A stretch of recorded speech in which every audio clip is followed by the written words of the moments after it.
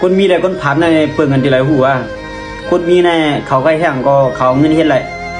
สมัครเขาเกิดมาหน้าตาหางจ้าก็เขาเงินเฮ็ดไรแล้วกูเชื่อกูลองพวกคนผ่านสั่งเขาเกิดมาก็หน้าตาเหมือนหือก็ได้อยู่จำตอนนั้นก็ยันเบิ่มมีเงินแหละเกิดมาหน้าตาเหมือนหือเต็มทนก็ทันทีคือเกิดมาเหมือนหือก็เลยอยู่จำตอนนั้นก็ปอกกวนเขาใน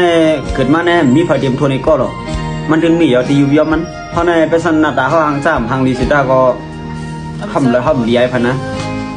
ที่จอกในเป็นเรียนใช่ไหมเขาเรียนจากนั้นทำจนสูงสุดชิมยังว่าทำดีไอ้มันอยู่ดีตัวไว้ยังก็บางเจอก็เดี๋ยวมีคนว่าเนาะไอ้เนี่ยขั้นหันอ่ะมันนั้นมันนี้ไหมห่างก็ห่างนี้ที่ว่าไหนอยู่นะแล้วก็สนใจค่ะก็แค่หันก็ไล่เป็ดก็ไล่ทำว่าซะเพราะคนบันเทิงถึงมีอย่างหนึ่งก็สองก็ปีนพอใจว่ะ